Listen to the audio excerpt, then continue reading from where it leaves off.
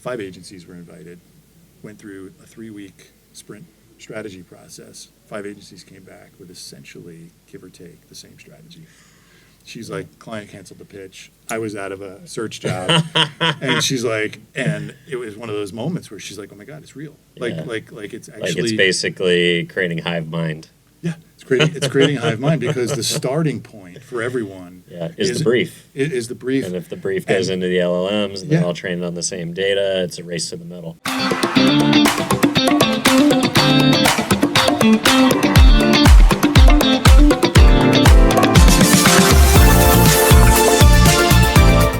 Hey, how's it going, everybody? Welcome back to another edition of the Ad Podcast. We've got Anthony Romano, the CEO of Laughlin Constable, in the house. Anthony, thanks for coming on, man. It's great to be here. So tell us a little bit about yourself. Tell us about the shop, and how's Cannes been going for you? Sure. Well, let's see. So I'll go all the way back if you want me to. From the East Coast, born and raised in northern New Jersey. Nice. Went to college just right across the river, NYU. Cool. And played basketball there. Nice. I couldn't tell. Yeah. But grew up going to art schools my whole life. No interestingly, way. Okay. I when I got to NYU, I was in their studio art program. Okay. And maybe the first basketball player to ever study studio art That's pretty in the cool. history of NYU. But did that, and first semester, a little bit of shock in terms of just what it was all about. Yeah. But I think were you doing a lot of graphic design, or you were doing fabrication stuff too? I wish, and that's sort of it was studio art. So okay. it's all the sort of mediums except graphic and visual and digital at the time, Mm-hmm. and also didn't have much guidance in terms of just what creative fields are available to you and how creativity can come to life in a career outside of just putting art out in the world. Sure. And so, of course, like most artists, you either leap into it, or you get fearful and say, I can't live that life. Yeah, I can't make money. And I get imposter syndrome. That's it. Yeah. And so it's you make a decision. And so I shifted gears sophomore year, went into the business school, studied marketing, communications, advertising, the next most creatively inspired and driven field. Yeah. Always, of course, had just a general interest as growing up as a consumer, but so that was just a natural extension. Yeah, I can imagine. Kind of led you to flex those creative chops, but do it in a way to make money and have a career that had a linear path and a way to, achieve an outcome. Exactly, and had I had some guidance to say, hey, there's actually a slew of jobs that are available to you in that field. I might have actually gone on to be a CCO instead of a CEO. Yeah. There are many days where my CCOs actually wish I wasn't a closet CCO. But it is one of those things, like when you grow up with sort of a design perspective and a creative perspective and a passion for it and doing art your whole life. It just you've got a point of view. But it actually wound up being incredibly beneficial throughout my career. And so so the point is, like, I've sort of flipped to marketing. And then the funny thing about it is, like, my entree into marketing, my first job out of school, was through an organization called the Direct Marketing Educational Foundation. So kind of like the AEF. Okay, if you know nice. the AEF. Yeah, familiar. I have not as much as I'm familiar with like ANA and like IAB and 4As, but I've heard of AEF. It's a little bit like that, but it was direct marketing at the time, nice. Pre-digital era, of course, pre-internet, pre-e-commerce, so like mail or stuff like that. Exactly. Yeah, direct marketing, direct response, direct mail, direct response TV, all of that. So the DMEF essentially runs this internship program, and they filtered through the schools, and NYU had a posting for a small company called Columbia House. And it's the music clubs. I remember. Well, of course. So you get definitely showing your age. You get the postcard, and then you say, "Yes, I want these 10 CDs," and then they come in the mail, and you're like, "Oh, great! I don't have to pay these guys. I've got 10 free CDs."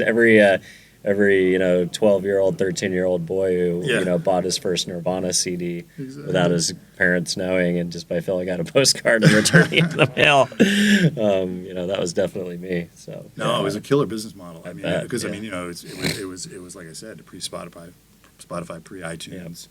You bought your music either at Tower Records or the music there was clubs. a lot of magazine syndication was done through that, if I remember correctly. Yep. So I actually entered the business at Columbia House, got to know those folks, worked in both the video club and the music club, but on the loyalty side, not on that, like, what you just described, which is the sort of BRCs and the magazines. It was much more once we have you in. Right, then how do we keep you and get you to continue to order? Which is one of the most challenging things in the world because it was a churn model. Yeah. So, grabbed onto the ankles of a few people who left there to go to their main competitor, BMG Music Service. At BMG was huge at the time, so went to work. That was my first job out of school, BMG.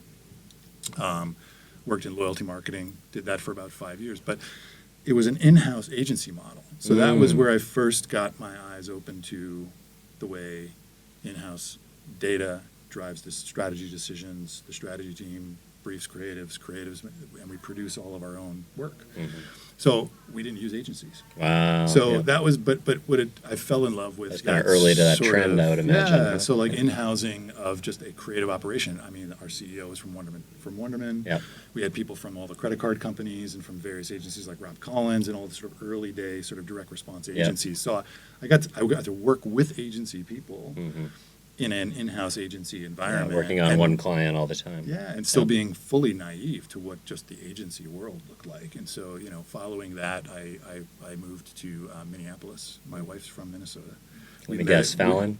We met at NYU. No, close. But if you I would give you 3 guesses and you'll definitely get it right. Carmichael Lynch. There we go. Nice, yeah. So my wife and I met at NYU, actually, and she did her master's there, and then we moved to Minneapolis, which is where her family was at. We were living in New York and so forth and wanted a better cost of living. Sure. So went to work at Carmichael Lynch and got to work on just absolutely dream brands. Worked on the Porsche brand, worked on the Harley Davidson brand simultaneously for what went on for about 5.5, almost 6 years. That's pretty fun. And that was really where I sort of, because you have to remember, this is still pre-98, pre-internet. Yeah, totally. And so I helped sort of build what was called the relationship marketing interactive practice. Because of my data-driven creativity background, they were building that piece of the business up inside the agency and helped sort of win the Porsche business, and we did a lot of that work. We also worked with Volvo, so we had heavy automotive. Yeah, sounds like it. Which was just an absolute blast. I could only imagine. And but more importantly, I kind of learned the fundamentals of the agency business at that shop. Just how to do proper storytelling, build proper decks, give creative feedback, work with strategists, work with creatives. Like, you're taught all the right ways to do it, and it's a bit of a shame that what I experienced then just doesn't seem to be happening to the same Interesting. degree today. What do you think? What do you see in the industry at large? Kind of the lack of, disciplinary rotation or interdepartmental training and understanding. Like, what do you think is lost in kind of the current models? Is it too much fragmentation, too much speed of trying to get things out and program for 10,000 channels and 10 different ways to get marketing out to consumers? What do you think it is that lacks kind of some of that formative, opportunity for an agency person to kind of learn by interacting with all the different divisionary groups? I think you nailed it on the speed thing, because I think that there, the amount, even at senior levels, the people who are doing the mentoring, the amount of hands-on work that's flowing through and the speed at which we have to deliver it and the amount of content we have to generate for our clients. Like, I think, the pace did seem to be still stressful business, no doubt about it. I mean, but the pace was extremely different. I think, and that doesn't mean it was a slow, sort of lazy pace. It just meant it was a more reasonable, respectful pace. Yeah, well, it just it moved at the speed of communication, right? When you had to call somebody or send a fax or send a UPS or page them on the system throughout the office. It was just, we had pagers. You didn't take it home, so to speak. I mean, you might have done late nights and all nighters when you had to get things out, but it was. Exactly. I'm a big. I think that has a lot to do with it, and I do think that in some of the larger agency organizations, like training is one of the first things to unfortunately get cut, and it just sort of, and a lot of the reasons is they're just like, well, that's up to you as a manager. Sink or swim. The sort of horizontal education and training systems are kind of getting killed, and then they're basically just saying, hey, you need to create your own vertical education training system. It's up to you. You're the mentor, you're the boss, you're the manager, and then they have no time for it. So Yeah. I think what killed it is the horizontal training programs that most agencies invested in don't invest anymore. Yeah, And that's too bad. And then of course you have hybrid and remote work, Mhm. and then that's impossible to mentor and train anybody in a hybrid work Yeah. environment, in my opinion. Are you guys back to all in office? 3 days. 3 days. Three Nice. days. 3 Yeah. days. Yeah. So so after Carmichael, I sort of then kind of pretty much committed to the agency business. Loved Nice. it. Loved the vibe of it. And went to a couple other agencies. I moved back to New York. So then basically for the next 15 years, I was in the New York agency market. Nice. So I was back in that whole thing and worked for agencies like Publicis and Saatchi. I was running Publicis Modem in New York alongside a couple of partners, and we were part of obviously Publicis the network, Group and yeah. Publicis New York, but Saatchi didn't have a really deep digital capability, and Modem is essentially the digital arm of it. And interesting. so what we wound up doing is kind of essentially just inserting ourselves, and they kind of ingested us as their digital arm. And so we partnered with Saatchi quite a bit. So kind of did that whole, and Publicis New York. And so I did that whole sort of Publicis thing for a few years, which was interesting. So now I'd been at IPG, I'd been at Publicis. And it was, look, I mean, it was great. But I was running some of the biggest accounts like Citibank and Nice.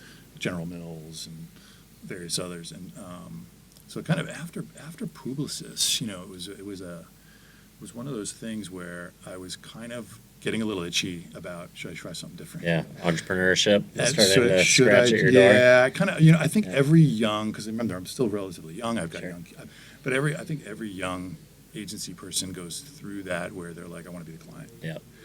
And I went through that right after Publicis. And I did some exploration. I worked for Ralph Lauren for a couple of years, running his in-house Nice. in-house agency operations, That's pretty supporting cool. all the different divisions of Ralph Lauren. Yeah. Did that for a couple of years. I worked at Gap in their brand innovation space, but then they wound up closing our division and closing the brands we were starting because they were the first to get cut during a time when Gap wasn't doing well.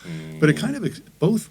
Interestingly, I went there to sort of become the client, and both were operating again Yeah, as an agency. as inside in-house of a brand. agencies. And so, but it was interesting to experience, again, the agency model outside of sort of that one level down from the food chain, because you're right, you still are servicing clients per se, but you're part of the same organization, and so that does eliminate a little bit of that stigma and friction and stuff.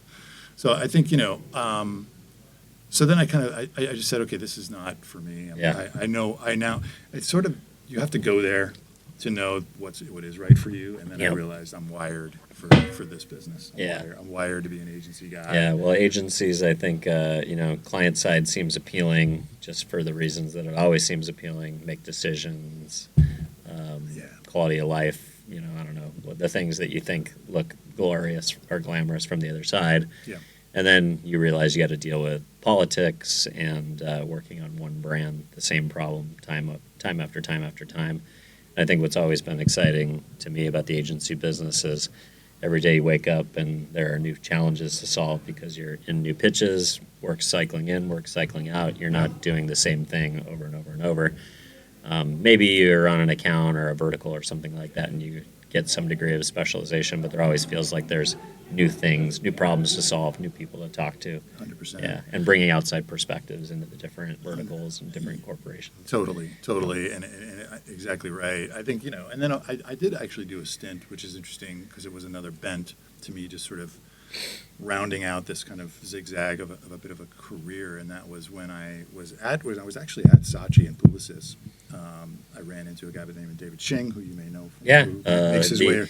The prophet of AOL. That's right. Yeah. So he came into Saatchi, and he was doing quite a bit of work with us, just strategy consulting work and helping us with General Mills and some of the other brands.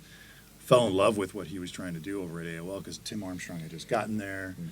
They had big investments in content, not just ad tech. They were kind of really pushing that whole model. They were competing against all the other platforms. But he wanted to kind of do something like Google was doing, which is build a little bit more of a sort of creative and content practice. Tim did, and they hired an agency relations head to sort of do that as well.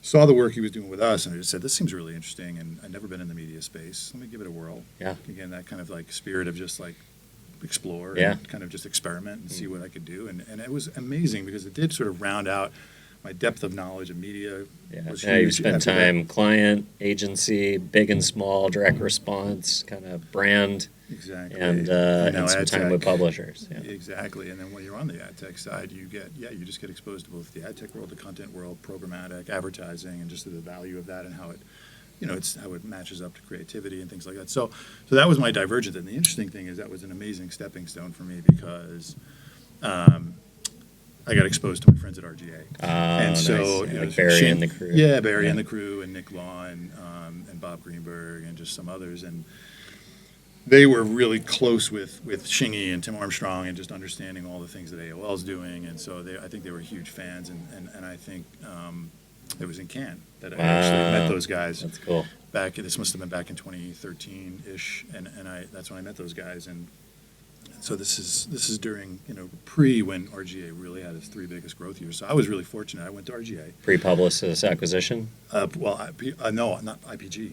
Oh, that's right, IPG. Yeah, But excuse me. IPG already owned them, Okay. and got over there and joined them as like a managing director of. New York was basically closing in on like 700-800 people. So New York was gigantic. I remember going to that office. It was massive. And I was in the Hell's Kitchen office first, Okay. the one that was the Bauhaus Yeah. behind the gates. I don't know if you remember that one. I don't know if I Before- saw. Yeah, that was the one. The one that I went to felt more. I don't remember the neighborhood, but it felt more Yeah, it's corporate. yeah. More corporate than I would have expected. But Yeah. very cool. Yeah, no, it was at Hudson Yards. Mhm. And so in Hudson Yards, I was fortunate to be in the original, the Hell's Kitchen one because it was just an incredible environment I and can vibe imagine. over there. So a lot of people, they needed to kind of segment the office into what essentially were like 5 different agencies that were run by a different managing director. You have your own leadership team, you have your own HR, you have your own creative teams, and you have your own portfolio of clients. And you literally run like a little mini agency within the agency. And we did that just to sort of make, just the portfolios more, easy to manage, but Yeah. also just to have the focus, Yeah. right? And so I managed one of those One of those agencies, pods. within Yeah. the agency. And then eventually the guy who ran, it was a chief client officer, left, and I wound up taking over as head of client services of the U.S. So we have 7 offices in the U.S. I was now running client services for RGA, reporting directly to Bob. And that was incredible because, I still had a chance to sort of run a P&L of certain businesses but by the same token, figure out how to kind of, as every capability at RGA was, how do we become that for the digital age or for the Digital transformation. Yeah. Exactly. So it was like, what is the account team of the intelligence age and the digital age? And so it was an incredible brief. And, so I stayed there for almost 4 years, and it was a great run. I would have stayed there for a lot longer. But I got my first CEO brief. Nice. And that was the first, and I think while at RGA, I was incredibly fortunate to be there during the 3 biggest growth years of the history of the company. And Yeah. it was between 14 and 17. We won Agency of the Year in 15 here in Cannes and at Age. And so it was just like an incredible time. We moved into that new office, the most connected office on the planet, as Bob liked to call it. And then, so it was just an incredible time to be there and just in the business. And that was very attractive to a lot of agencies on the outside. And so BBH came calling Nice. to run their New York office. Storied creative agency, very different than RGA. But like everyone in the industry, they want some of that mojo. They want some of that secret sauce. Yeah, and so so I got my first CEO brief, and it was a transformation brief, and it sounded amazing, and so I took the leap from what was essentially, other than Carmichael, my favorite job that I'd ever had. Went over there, was CEO of BBH New York for a while, and that was fun but you're back in that Publicis zone again, and so did that for a bit. I always sort of say, like, your first CEO job is your biggest disaster CEO job. And it's, you have to flex totally new muscles. Like your metric of success, well, the thing that made you successful up to that point in your career is not the same thing that's going to make you successful in your CEO job. Interesting. And you kind of have to, and you realize that you're like, wow, all the things I did to be amazing account guy. Yeah. and marketer. New skill set, total new. It's a completely different thing. Yeah. And so it's why most first-time CEOs sort of struggle and stumble and eventually find their footing after your second or third president or CEO job. And so, and I like to say that, so that was a great experience, but if I look back on it compared to the CEO I am today, it's a dramatic difference. And it's not, that's not a chest beating thing. That's just the nature of growth and learning and figuring shit out. And I think, so it's kind of like, so I went to after BBH, I went to Wunderman Thompson. Yep. So now I've been IPG twice, Publicis twice, yeah. and now I went off to WPP, and I was president of the Central Region for Wunderman Thompson for a bit. And then so long story short, that I'm at Laughlin Constable now after many years in either in-house or holding co's. Yep. It's my first independent agency. Nice. And it's just liberating and fantastic. My partners are John and Pat Laughlin, so they're sons of the founder, Steve Laughlin. He founded the agency 50 years ago. Wow, so we are celebrating our 50th anniversary this year. He started it in 1976 with his partner, cool. John Constable, and they were former Kramer Krasselt in Milwaukee, and they opened the agency. So here we are 50 years later. John and Pat are my co-CCOs. Partners, and I'm a non-family CEO, but in a family business. Yeah. And and we're a small independent agency. We've been doing great shit since I've been there. I've been there 4 years now. Yeah, I was familiar with the brand, but I wasn't super familiar with the backstory. Yeah. So So it's been good. I mean, a couple of years ago we won Ad Age Small Agency of the Year. Congrats. And we've been. We had a few things submitted here, but we didn't shortlist. But that's Didn't make okay, it this man. year. It's That's all right. okay. It's the first time the agency in 50 years has submitted to Cannes. Wow. So so we're chipping away. We're trying to do some cool things, and won a ton of business over the last 3 years, and growing like crazy year over year. So things are really good. I mean, it's been great. So that's kind of that's a lot of people are saying it's the year of the indie. We'll see. The year of the indie. Look, and the interesting thing, just to sort of answer your final question about like what who are you and what does the agency do? I mean, we are a full service shop that has obviously full service creative, but we have in-house media planning and buying.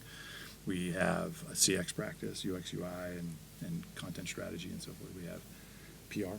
Mm-hmm.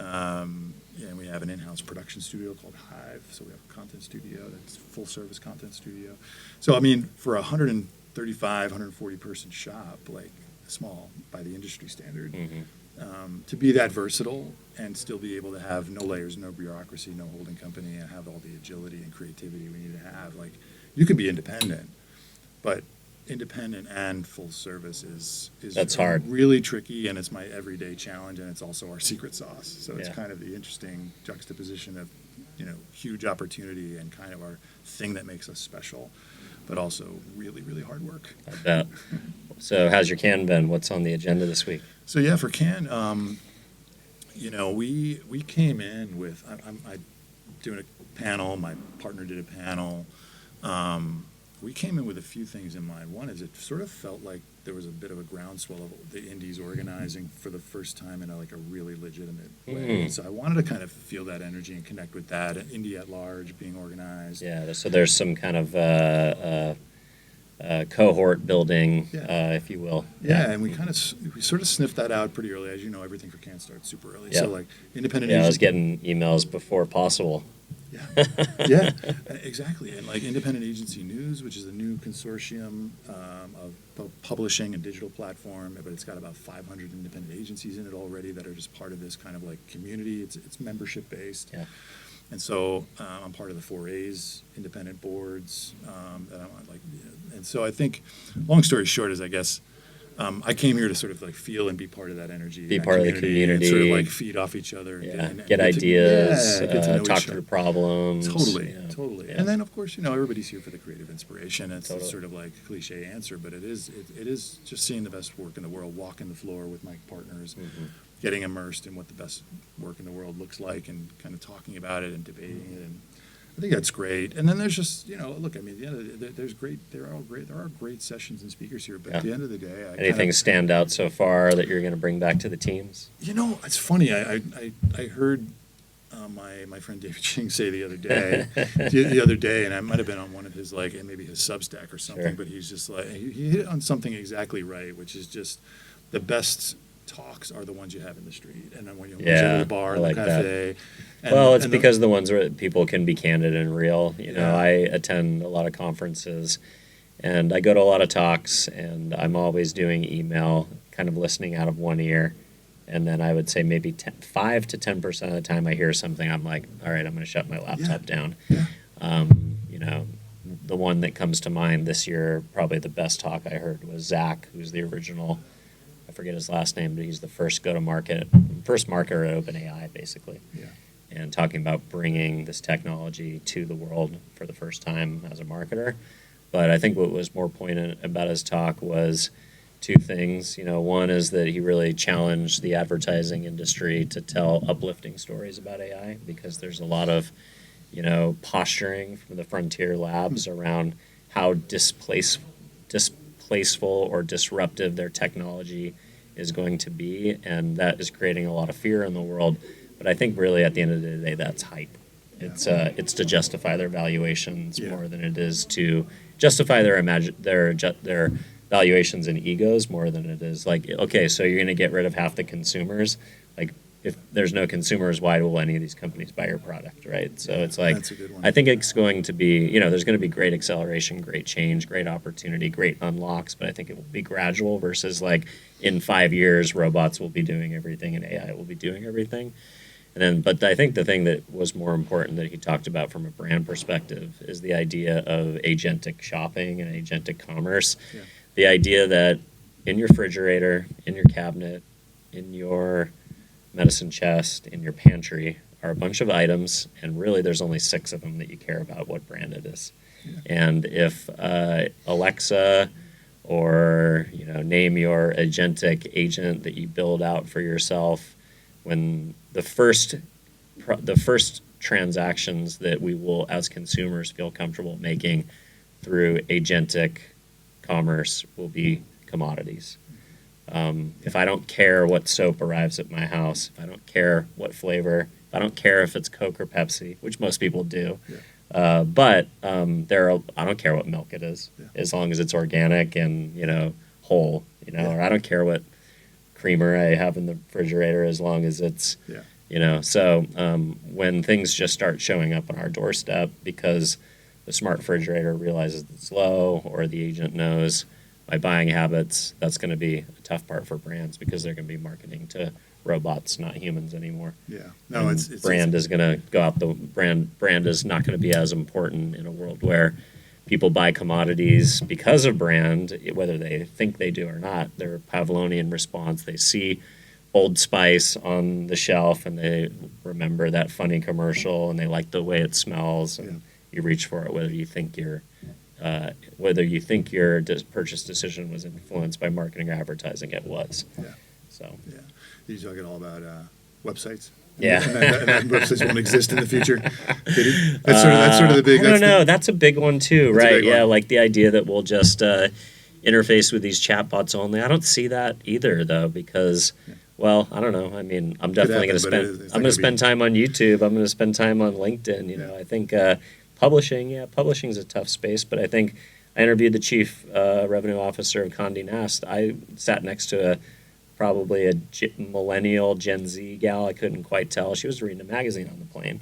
A lot of people. There's a lot of digital detox kind of like trend towards analog too. People are sick of digital, and they want to experience tangible things as well. No, so that sounds like a really good one. I wish I had caught that one. I did not catch that one. But I mean, like, it's one area that we have not been delving into too much as an agency. Is the it's still very early. Agentic honestly. commerce. Yeah, and I don't think anybody is yet. It's one of those things where last year everybody was talking about AI. This year at Shop Talk it was all about agentic commerce. I don't think it'll be till next year where you'll see real applications. Specialization shops like I've seen some like former friends of mine who used to be like who built digital UX shops that were specializing in Spotify, building unique and personalized Shopify platforms. Mm-hmm. Those guys are leveraging that and basically creating the first sort of agentic experiences. And so they're bleeding specialized edge in that world. Yeah, they're super specialized. I mean, our AI strategy has been much more obviously internally focused. We haven't really done much in the way of client yet. We've done some, certainly advising, and it influences the work we do for clients, but it hasn't been us out shopping a product to clients. But about a year and a half ago, we were super frustrated with just the LLMs at the time. Now, naturally, they've evolved quite a bit, but just frustrated that they're just not made for the way agencies work. No. They're not made to sort of be operable across teams, across different people building different, components of intelligence. And so that frustration kind of led us to say, well, what if we were to just kind of build our own thing? That's cool. If we were to build our own thing, what would it be? And so it's kind of like, so we set out, I won't bore you with the full year and a half of just sort of development and sprints and kind of like, but we took equity stake and partnership with an AI startup called Universal Agents, 7 guys who just had an amazing idea, needed an agency to incubate with because they wanted real world. They wanted to create essentially a platform that would be for small independent agencies Wow. to sort of fight up against. I know him very well. We're friends. We go back to the BBH days. And so he was looking for an agency. I was looking for a tech partner. Perfect. Marriage made in heaven. So cool. So we signed them up, and we've been basically going through like alpha and beta and prototyping and kind of building of this product. Essentially, it's an operating system, agentic operating system layer that sits on top of Claude. And all the things that we crave doing, which is building intelligence frameworks, analysis, whatever we do to build intelligence to solve a problem, containing that intelligence in this thing we call living blocks, but then being able to actually library that, combine it with someone else's living block, create composite living blocks, and then ultimately the result of composite living blocks is a smarter outcome of some kind, a brand strategy, a media strategy, a reaction to a creative idea. Those are all potential living blocks. And so it becomes basically this like system of just organizing our own intelligence, which, by the way, now we own. Yeah, it's proprietary. Right. So if Anthropic goes under, we could always we retain all that intelligence. If you're only building containers of intelligence inside, first of all, they evaporate because they just go nowhere. And that was the frustration as we go through this. And I build intelligence, you build intelligence. I can't share it with you easily, and nor can we actually collaborate on it. Yeah, there's no archive, nothing. if you will. Yeah. And even Claude Cowork, which is a great step in that direction, and Claude Code has aspects to what you can build to try to do something like that. They're still relatively inconvenient. They're kind of siloed at the user level. Yeah. So so we are building something specifically professional services, and we're going to license it out to any small agency who wants it. I'm not going to picket fence it for ourselves. That's great. It's called Interplay, and so that's been our AI focus. Is just and it's interesting because I was just talking on this panel this morning about how like the shift in that time. We doubled down on this idea of getting upstream and having it affect the operating system connection points of our agency, because that was the frustration with LLMs. But at that time, everybody, this industry was obsessed with the making part of AI. Like, where's production going? Where's content creation going? Yeah. We have to race to be the first to do an AI spot that still looks human. It's kind of just the traditional chase for the shiny object to be first. Yeah. Yep. And then, the big goal was like, let's get something out there that no one can tell it's AI. That's the success. And every client wanted to dabble with it and experiment with it. And every client was giving you the brief to say, show me how you can create this $1 million spot for $50,000 and $75,000. So agencies were like, wanting to experiment. Well, not only that, it's like you're signing your own death warrant too at the same time. It's like, show me that you can, it's like, okay, well, now that's the expectation. And that's the expectation. So you're extracting, you're basically just, you're diminishing all the value of what it takes to actually still do good work. Yeah. And so anyway, that's, we have not been as focused on let's create all the fancy the generative production capabilities. Sort of you're thinking about operation creative processing and strategy process and sort of connecting dots across it's essentially invest in building your agency brain, right? Because that's the most important thing that most people aren't really investing the time and energy into. We have a playbook for how you should do that, so we can help other agencies do it in the right way, where it's like a truly robust brain.